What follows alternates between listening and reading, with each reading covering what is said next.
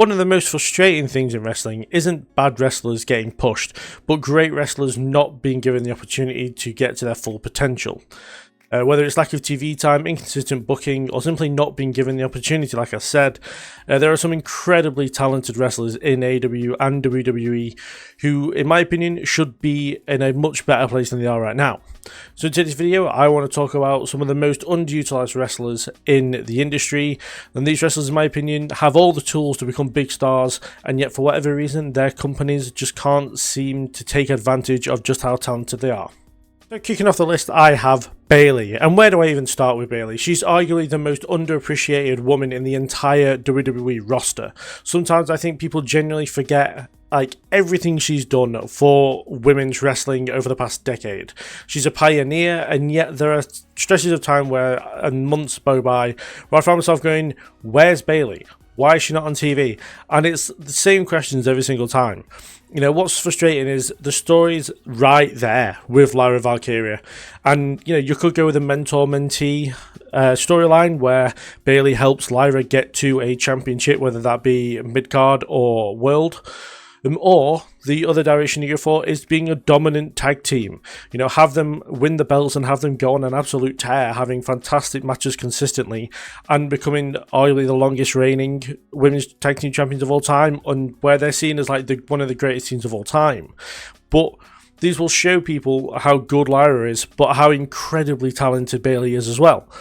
And, you know, Bayley herself is a future Hall of Famer, guaranteed, but we're talking about someone who is often treated like they're a lower mid-carder, let alone a Hall of Famer. It baffles me, honestly. Since WrestleMania 41, it feels like, you know, the company has completely forgotten who the hell Bayley is, how talented she is, how she can help elevate talent, help, you know, train talent, like all this stuff she could do. And yeah, she's just doing absolutely none of it. She's one of the most reliable performers WWE have on their roster, and yet she barely wrestles. It's absolutely ridiculous to me. And like, yeah, I know, I don't get how this happens with someone like Bayley, especially as like I don't want to blame Triple H, but she is one of Triple H's one of his girls, if you will, who he invested in very early in NXT. But yeah, Bayley is a once-in-a-generation talent, and yet the lack of focus on her, the lack of usage of her on WWE television is incredibly difficult to understand. Shelton Benjamin is one of those wrestlers who spent his whole career proving just how brilliant he is, and decades into his career, he can still absolutely go in-ring now at a level most people his age can't do anymore. And yeah, this is why his AEW run so far has felt fine, but it's a case of just wanting more. I feel like there's so much more he could be doing in AEW, as well as as far as elevating talent goes. I'm not saying he has to win a world championship, but he could win a mid-card belt and just have fantastic matches consistently with some of the younger guys, and he will put them over as well as himself just by having great matches consistently, as we saw with the likes of Orange Cassidy and Chris Statlander when they had the mid-card belts. But yeah, so far he's felt like a bit of a supporting character in the Hurt Syndicate, which, by the way, I love the Hurt Syndicate. I think they're a fantastic tag team. I just think if you're not going to have them challenging for the World Tag Team Championships, have them both, as singles competitors, go after championships, just fighting people all the time, hurting people wherever. You know, that's what I want to see out of the Hurt Syndicate. But yeah, I feel like he would just be a massive... I don't know how to put it now. Now I'm trying to put it into words.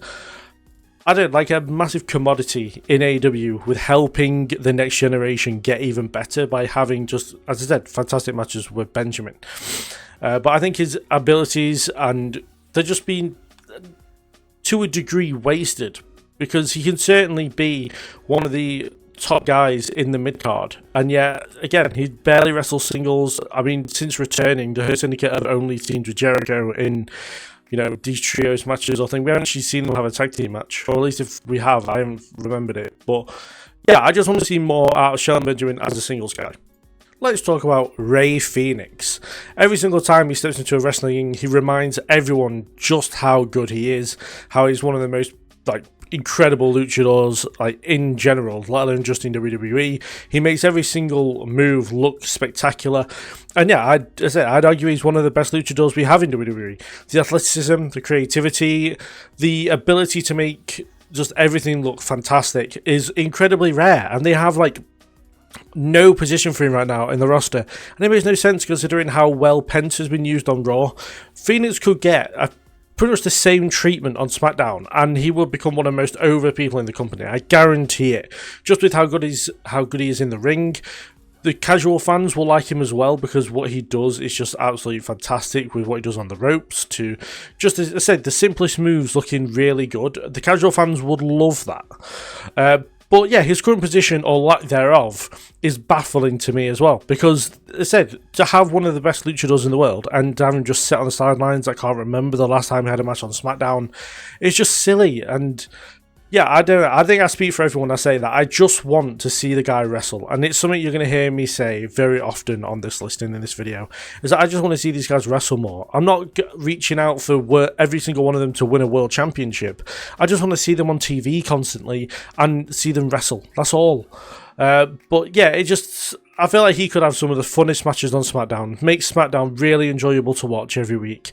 And yeah, it's just a very simple thing to just have him wrestle. And yet it's something they won't do for whatever reason.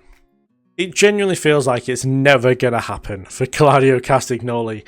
And the frustrating thing to admit is, for years, fans believed that WWE were the reason that he never reached the next level. So he left, he arrived in AEW, he made a massive debut, beating Zack Sabre, I believe he beat Zack Sabre Jr., yeah. And yeah, everyone thought that this was going to be it. This was going to be finally where Claudio Castagnoli became a top star, and yet we're asking the same questions, having the same exact conversations about the potential of Claudio Castagnoli. It's certainly not due to lack of talent, and far from it, in fact. He's a gifted athlete. There's a reason why both companies say on commentary pretty consistently he is pound for pound the strongest wrestler on the roster. Claudio has everything you need to be at a top level, and yet for whatever reason it just isn't working out. And yeah, what makes his career so fascinating is, at times, across multiple companies over 2 decades in wrestling, Claudio consistently proven how incredibly talented he is. And yet, opportunities to reach that top level have come few and far between. And this is the thing, I wouldn't mind if he'd had opportunities at the World Championship and then lost multiple times over. He's not even getting World Championship matches, not in WWE, not in AEW. And it's quite bizarre. And I know that he's with Jon Moxley, which is always going to be a hold back in a way. But Jon Moxley wants the Death Riders to progress up the card, get better. So of course he wouldn't have an issue with Claudio challenging for the World Championship. But yeah, it just, forever for Claudio Castagnoli, it just feels like that top level, that World Championship is just a little bit out of reach. And for someone so good, it's such a shame. This one is so simple. Let Ilya Dragunov wrestle. No, I will continue. But if his United States Championship Open Challenge matches proved anything, is that he can get over by just being in a ring, by showing how talented he is, by having incredible matches on a weekly basis. And yet, week after week, he showed exactly why he's considered one of the best in-ring workers in WWE. Yet, since losing the United States Championship, he has done very little of anything. And that, again, absolutely baffles me. WWE have a wrestler capable of producing some great matches with almost anybody. I'd put him on the same level as Gunther, Io Sky, Seth Rollins, for how consistently great matches one guy can do. And yeah, it's so weird how you just have one of the, with how high rate him, how I know other people rate him as well, the fact that he's had multiple high star rating matches. I know some people don't care about star ratings, but there's no denying the fact that Ilya's had some of the best matches in WWE as a whole, let alone just NXT and NXT UK. But yeah, I know sometimes wrestling, it just doesn't need to be as complicated as what some things are. Just let the guy perform consistently and the crowd will do the rest, and WWE are just sitting on a potential world champion. But right now, they're not doing enough with him, they're not doing anything with him. And yeah, I say, you just let him step between the ropes and he will show everybody why he should be a future world champion. When Bobby Lashley arrived in AEW alongside MVP, I generally thought this was going to shake up the company's main event scene. There's a former world champion in both TNA and WWE, and a legitimate powerhouse, someone who instantly feels like they could be a threat whenever he enters the ring. And I felt like that would be huge and something different for the main event scene in AEW. But again, similar to Charlotte Benjamin, it's kind of just felt like supporting character stuff. And like, I know that like 2 tag team guys are just going to be supporting characters for each other, but this is Bobby Lashley we're talking about. He's also a very recognisable person to casual fans as well, which is, again, something they could take massive advantage of. And I think out of everyone on this list, I feel like he's the one where I could say, just have him win a world title, have him win the AEW World Championship, have him go on a tear for a few months, and then have like someone who's been built up enough to be able to take on this massive powerhouse guy to take the title from him. And I feel like that story would work so well. But yeah, I expected Bobby Lashley to be at least challenging for the AEW World Championship. You know, there's no one else on the roster that brings the same mix of strength and physicality and presence that he does. And yeah, I just want to see the dominant and almighty version of Bobby Lashley back again that we saw in like 2021, 2022 in WWE. You know, he could quite easily walk into a title picture and immediately take, like, be a legitimate contender and a threat to that championship. AEW have something really unique in Bobby Lashley. I just don't think they're making quite the most of it that they should be. Jada Parker has everything you could want in a future star. The look, the swagger, the confidence, the attitude. You know, she's got that rare ability to be able to grab the attention of the fans whenever she is on screen, whether that is as a heel or as a babyface. And that's why her booking in NXT can be so frigging confusing. Because every time it feels like she's building momentum, she takes a really big loss, and then, yeah, it sends her right back to where she started again. And it's so annoying as a fan, and it becomes a cycle, and it's difficult to ignore. You know, the frustrating part is, Jada isn't the problem here. She's consistently shown that she can hang with the best talented women in NXT. And yet, I still, like, and yet, like I say, these big losses just completely kill momentum with her. She had a shot at in the triple threat match. It was her, Lola Vice, and Kalani Jordan. She loses that one. It feels like she's starting to build up again. Then she loses to newcomer Callie Armstrong, which, nothing against Callie Armstrong. I just wouldn't have had her face Jada Parker of all the people on the roster. You know, these two could have a main event feud. You know, Kelly Armstrong and Jada Parker are so similar and yet so different that they could actually have a women's championship feud, and I think it would be absolutely fantastic in NXT. And yet instead they had Kelly beat her in like one of her first matches, which I think really hurt Jada. But yeah, I don't know. I still believe that she'll thrive on the main roster one day, and eventually WWE will have to will stop teasing us with the breakthrough of Jada Parker and actually let her, well, have her time in the spotlight. But right now, it's looking really far away, and as I said, hopefully they turn it around and they start booking her consistently soon. But yeah, Jada, I said, she has everything you could possibly want in a top star, and yet for some reason they just won't pull the trigger on her. Speaking about Bayley at the start of the video, I thought I would finish the video talking about her extremely talented tag team partner, Lyra Valkyria. You know, I've said it before, and I'm sure I'll say it as hell again. The potential of Lyra Valkyria is limitless. Every time she gets the chance to showcase what she can do, she delivers. Every time. Again, like I said before, she is the second best women's wrestler on the roster, only behind Io Sky. You know, the problem is that opportunities are, or at least they feel so few and far between. They're so rare when we get to see Lyra Valkyria wrestle as a singles competitor. And yes, I love seeing her and Bayley wrestle as a tag team, but I also want to see Valkyria wrestle as a singles competitor because she is so good.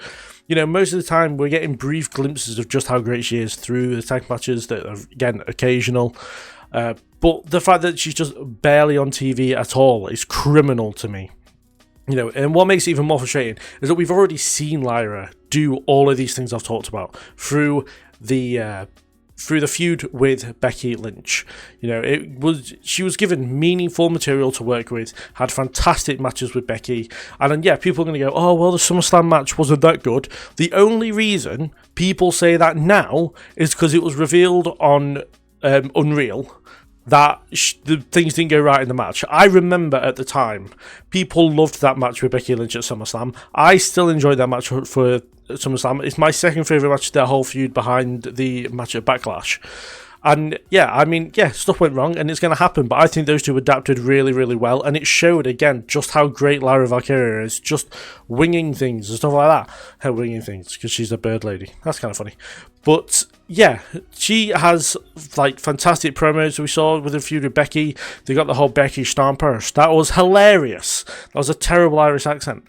But yeah, it's so frustrating when we've seen all these fantastic things when it comes to Lara Valkyria over the last year, and now we get to today, and it's just like she's barely on TV. We don't really see her that much, and it's just ridiculous. And yeah, I know, I get really frustrated because it's one of those things where it's like I'm so invested in Lara Valkyria and Bayley that even when they take losses that won't hurt them that much, I am so annoyed by them just losing in general because I know that's going to lose stock in them.